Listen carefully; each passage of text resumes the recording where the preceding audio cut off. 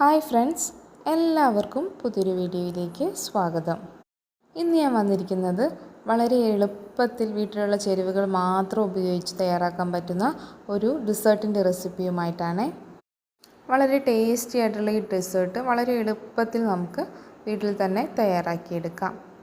വരൂ നമുക്ക് റെസിപ്പിയിലോട്ട് പോവാം. ആദ്യമായി ഞാനൊരു സോസ് പാനിലേക്ക് ഒരു 2 കപ്പ് പാൽ ഒഴിച്ചു കൊടുക്കുന്നുണ്ട്. ഇതൊരു സൈഡിലോട്ട് മാറ്റി വയ്ക്കാം. ഇനി ഒരു ബൗളിലോട്ട് 3 ടീസ്പൂൺ കോൺഫ്ലോർ ഇട്ട് കൊടുക്കാം. ഇനി ആ പാലിൽ നിന്ന് തന്നെ ഒരു 1/4 കപ്പ് പാലെടുത്ത് ഇതിലോട്ട് ഒഴിച്ചു കൊടുക്കാം. എന്നിട്ട് നന്നായി ഒന്ന് മിക്സ് ചെയ്തെടുക്കാം. ഇതുപോലെ തന്നെ നമുക്ക് കസ്റ്റാർഡ് മിക്സും റെഡിയാക്കി എടുക്കണേ. അതിനായി ഞാൻ മറ്റൊരു ബൗളിൽ ഒരു 1.5 ടീസ്പൂൺ കസ്റ്റാർഡ് പൗഡർ എടുത്തിട്ടുണ്ട്. ഇതും ഒരു 1/4 കപ്പ് പാൽ ചേർത്ത് മിക്സ് ചെയ്തെടുക്കാം. കസ്റ്റാർഡ് പൗഡർ നിങ്ങളുടെ കയ്യിലില്ലെങ്കിൽ 3 ടീസ്പൂൺ കോൺഫ്ലോറിന് പകരം 4 ടീസ്പൂൺ കോൺഫ്ലോർ എടുക്കുക. കൂട്ടത്തിൽ 1 ടീസ്പൂൺ വാനില എസൻസും കൂടി ചേർത്ത് മിക്സ് ചെയ്തെടുത്താൽ മതിയാകും. ഞാൻ പാൽ സ്റ്റൗവിൽ ഒന്ന് തിളയ്ക്കാനായിട്ട് വെച്ച് കൊടുത്തിട്ടുണ്ട്. പാൽ നന്നായി തിളച്ച് വരുമ്പോൾ അതിലോട്ട് 2 ടീസ്പൂൺ കണ്ടൻസ്ഡ് മിൽക്ക് ചേർത്ത് കൊടുക്കാം. കണ്ടൻസ്ഡ് മിൽക്ക് നിങ്ങളുടെ കയ്യിലുണ്ടെങ്കിൽ ചേർത്ത് കൊടുക്കാം, ഇല്ലെങ്കിൽ അവോയ്ഡ് ചെയ്യാവുന്നതാണ്. കണ്ടൻസ്ഡ് മിൽക്ക് ചേർക്കുമ്പോൾ നല്ലൊരു ടേസ്റ്റാണ് നമ്മുടെ ഈ ഡെസേർട്ടിന്. ഇനി നന്നായി ഇളക്കി ഒന്ന് മിക്സ് ചെയ്തെടുത്ത ശേഷം മധുരത്തിന് ആവശ്യമായ പഞ്ചസാര കൂടി ചേർക്കാവുന്നതാണ്. കണ്ടൻസ്ഡ് മിൽക്ക് ചേർക്കുന്നതുകൊണ്ട് കുറച്ച് മധുരം ഉണ്ടാവും. നമ്മൾ കുറച്ചുകൂടി മധുരം ചേർക്കേണ്ടതുണ്ട്. ഡെസേർട്ട് ആയതുകൊണ്ട് തന്നെ മധുരം കുറച്ച് മുന്നിട്ട് നിൽക്കണം. ഞാനൊരു 2 ടേബിൾ സ്പൂൺ പഞ്ചസാര ചേർക്കുന്നുണ്ട്. ഇതെല്ലാം കൂടി ഒന്ന് മിക്സാക്കി എടുത്ത ശേഷം നമ്മൾ നേരത്തെ മാറ്റി വെച്ച കോൺഫ്ലോർ മിക്സും കസ്റ്റാർഡ് പൗഡർ മിക്സൊക്കെ ഇല്ലേ, അതും ഇതിലോട്ട് ഒഴിച്ചു കൊടുക്കാം. രണ്ടും നന്നായി ഇളക്കി കൊടുത്ത ശേഷം ഒഴിക്കണേ. ഇത് കുറച്ച് സമയമായിട്ട് കലക്കി വെച്ചതുകൊണ്ട് തന്നെ അടിയിൽ ഊറി നിൽക്കാൻ ചാൻസ് ഉണ്ട്. ഇപ്പോൾ കോൺഫ്ലോർ മിക്സ് ചേർത്ത് കൊടുത്തിട്ടുണ്ട്. കോൺഫ്ലോറും കസ്റ്റാർഡ് മിക്സൊക്കെ ചേർത്ത് കൊടുത്ത ഉടനെ തന്നെ പാൽ നന്നായി കുറുകി വരാൻ തുടങ്ങും. അതുകൊണ്ട് തന്നെ ഇത് നന്നായി ഇളക്കി കൊടുക്കണം. ഇനി നമുക്ക് കസ്റ്റാർഡ് മിക്സും കൂടി ചേർത്ത് കൊടുക്കാം. ഇതെല്ലാം നന്നായി ഒന്ന് ഇളക്കി കുറുകി വരുന്നത് വരെ ഇളക്കി കൊടുത്തുകൊണ്ടേയിരിക്കണം. ഇപ്പോൾ തന്നെ കണ്ടില്ലേ, ഇത് അത്യാവശ്യം കട്ടിയായി വന്നിട്ടുണ്ട്. ഈ സമയത്ത് നിങ്ങൾക്ക് മധുരമൊക്കെ ചെക്ക് ചെയ്ത് നോക്കി ആവശ്യമെങ്കിൽ ചേർക്കാവുന്നതാണ് കേട്ടോ. ഇപ്പോഴിത് അത്യാവശ്യം കുറുകി വന്നിട്ടുണ്ട്. അവസാനമായി നമുക്കിതിലോട്ട് 1 ടീസ്പൂൺ ബട്ടറും കൂടി ആഡ് ചെയ്ത് ഒന്ന് മെൽറ്റ് ചെയ്തെടുക്കാം. ഇതിന് നന്നായി മെൽറ്റായി വരുന്നത് വരെ ഒന്ന് ഇളക്കി കൊടുത്ത് നമുക്ക് ഫ്ലെയിം ഓഫ് ചെയ്യാം.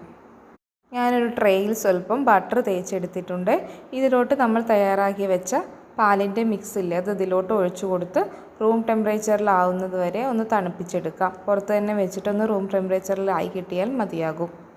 ഒന്ന് സെറ്റായി കിട്ടുന്നതിനായിട്ട് ചെറുതായിട്ടൊന്ന് ടാപ്പ് ചെയ്ത് കൊടുക്കാവേ. ഇനി ഞാൻ മിക്സിയുടെ ജാറിലോട്ട് കുറച്ച് പഞ്ചസാര ചേർത്ത് കൊടുക്കുന്നുണ്ട്. 1 ടേബിൾ സ്പൂൺ പഞ്ചസാരയാണ് എടുത്തിട്ടുള്ളത്. ഇതിലോട്ട് 2 ടീസ്പൂൺ പാൽപ്പൊടി ചേർത്ത് കൊടുക്കാം. ഇതിനി നന്നായി ഒന്ന് പൊടിച്ചെടുക്കണം. ഞാൻ കുറച്ച് ബ്രെഡ് ക്രംസ് എടുത്തിട്ടുണ്ട്.